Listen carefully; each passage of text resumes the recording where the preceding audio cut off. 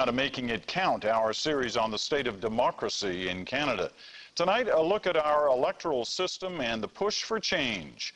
More and more Canadians are becoming disillusioned with the way their vote is counted and wondering if their ballot would mean more under proportional representation. Here's senior correspondent Brian Stewart with more on our current system and whether there's a better way.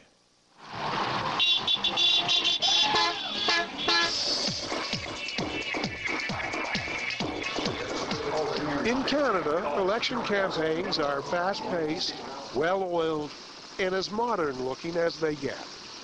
So it's strange to think most advanced democracies find our system quite antiquated and strikingly unfair. Our campaigns are still 19th century style races in which the victor usually wins with less than half the vote, sometimes barely more than a third. Federal Liberals dominated the past decade, yet never soared above 41%. So whoever wins this time, it's likely most Canadians will have voted against them. Such oddities are common in provinces as well. And what kind of democracy does that leave us? No wonder then that below the campaign surface, reform movements are gathering momentum. Our archaic first-past-the-post system has outlived its usefulness as it becomes less and less effective in the context of our modern society. It's time we joined with the overwhelming majority of Western democracies in opting for a system that is not only more representative of the will of the electorate, but invites people from all walks of life back into the political process where they will feel that they have a voice. This is a meeting of the British Columbia Citizens Assembly, not politicians, but a cross-section of 160 ordinary citizens. Their job, rethink how we vote. The reason, results in BC elections also show little correlation between votes and seats. In 1996, Glenn Clark's NDP won, even with fewer votes than the losing Liberals. In 2001, the tables turn with a vengeance. The Liberals, with 57% of the vote, took an astounding 97% of seats. The NDP's 21% won a measly 2 seats. It seems crazy, and BC wants a better way. Nobody is looking or reviewing the voting system in the way British Columbia is. We're not doing it with experts, we're doing it with citizens, we're doing it with voters. Jack Blaney, former president of Simon Fraser University, chairs the BC Citizens Assembly. The other thing that's really unique about this is they got power. Their recommendation does not go back to the government for consideration or putting on the shelf or anything of that sort. Their recommendation, if they recommend a change, goes directly to the people in form of a referendum. This process is so engaging that we're having, attendance rates of over 99% of our members are coming to these meetings for 6 weekends in a row. Other provinces are being forced to confront bizarre electoral imbalances. In 1987, the New Brunswick Liberals under Frank McKenna won 60% of the popular vote, but they took every single seat in the legislature. In Ontario in 1990, the New Democrats under Bob Rae took less than 38% of the vote, but they won 57% of the seats, a fat majority. And in Quebec in '98, Jean Charest's Liberals won the popular vote, but lost the election. The Parti Québécois won, even with fewer votes. This doesn't represent corruption. It's just the quaint way it works in our first-past-the-post electoral system that we inherited 200 years ago, even before Confederation, from Britain, which now faces the same problems, by the way. Actually, regional legislatures within Britain, Scotland, and Wales have ditched this system as undemocratic, and so has New Zealand. But Canada still clings to the old first-past-the-post, winner-take-all, loser gets nothing, Westminster model designed for simpler times. To critics, it's a profound weakness in our democracy, disadvantaging smaller parties, and is a recipe for frustration and growing disengagement from politics. Over time, it's like water dropping on the stone. These things add up, and more people start to say, we have a problem here, let's fix it. Heather McIver, political scientist, is a leading expert on electoral reform. With each election that has a disproportional result, whether it's a huge majority elected with less than half of the vote, or the opposition being all but shut out of the legislature, people can start to relate to it. They can start to say, hey, this is a real problem. So it leaves the classroom or the debating chamber, and it becomes an issue where people start to say, well, wait a minute, I didn't vote for these people. Why are they forming this huge majority government? And people say, you know, that provincially and federally, why did the party that I voted for not win any seats when a lot of other people I know voted for it too? So it becomes not an abstract issue, but a real concrete problem. Critics are not new. Almost 90 years ago, Clifford Sifton, famed national visionary and Liberal minister, blasted our system as indefensibly unjust, arguing it should be replaced by proportional representation. But now the reform agitation is flaring nationally, from BC to Ontario, which has appointed an office for democratic renewal, to Quebec, where the government talks of new legislation, to New Brunswick, where a new electoral commission is at work, and Prince Edward Island, where a commission has recommended proportional representation. Electoral reform is part of a broader project to give people more confidence in government and democracy in Parliament. The Ontario minister in charge of electoral review is Attorney General Michael Bryan. There's a number of reforms, but electoral reform, I think, has to be kind of the centerpiece of it, because it is the vote, it is the election, it is the citizen going in there and marking the ballot in one form or another that is the ultimate expression in a democracy.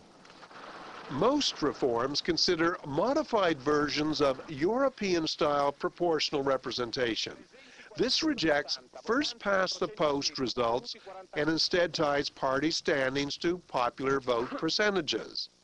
Proportional systems generally get a higher vote turnout because they're more competitive, especially for smaller parties. A more proportional system would mean that the Liberals would win fewer seats in Ontario, the other parties would win more seats in Ontario. The Liberals would win more seats in places like Alberta, where they haven't done as well again recently. And parties like the NDP, the Greens, a lot of Canadians, I think, feel they'd like to vote for the Green Party of Canada, but perhaps that's going to be a wasted vote. So parties like that, which offer policy alternatives to the major parties, would have a better chance of winning seats. One made-in-Canada model of proportional representation calls for 2/3 of MPs to be chosen by the current system, and 1/3 selected by proportional share of votes. How would this work out? The Law Commission of Canada offers this comparison. Here's the last election result. Now here's how a modified proportional system would have divvied up seats. Result: Liberal minority government. In proportional voting, parties usually must enter coalitions. Power sharing is the norm. Now here's where the debate gets sticky. Defenders of our current system say it produces more decisive and less messy governments than proportional systems, as say in Israel or Italy. The great thing about the first-past-the-post system is that in the vast majority of circumstances, it produces a clear majority, people on whom power has been conferred, and that those people are then answerable for what they've done with that power next time around. Brian Crowley, a political scientist in Halifax, feels our clear lines of power here work better at times of crisis and uncertainty.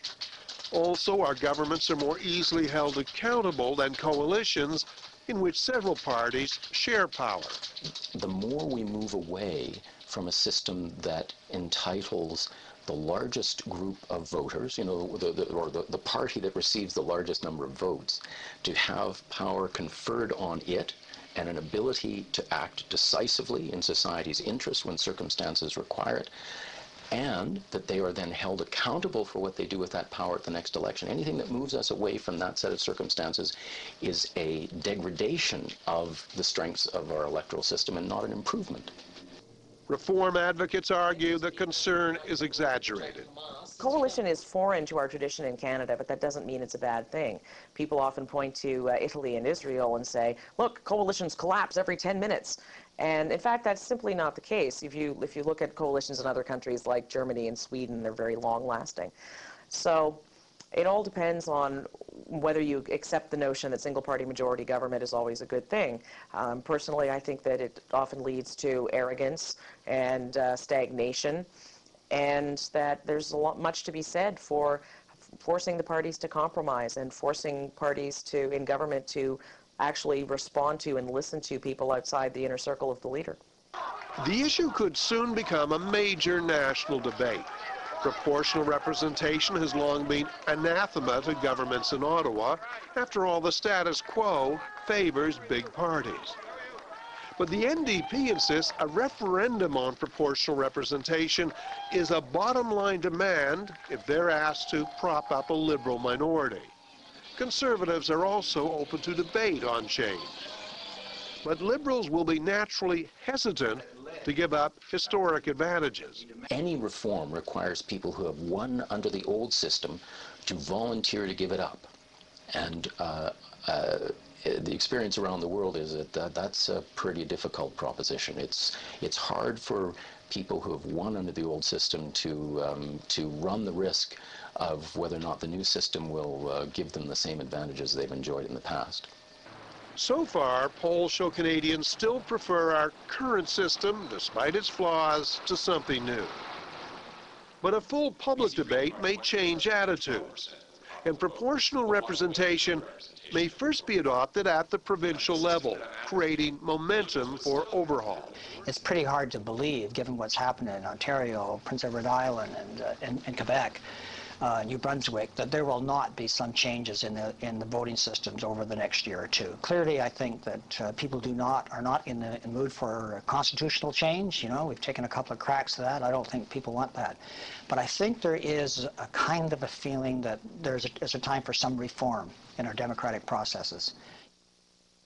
If this election brings that reform wave into Parliament, expect long and profound debate.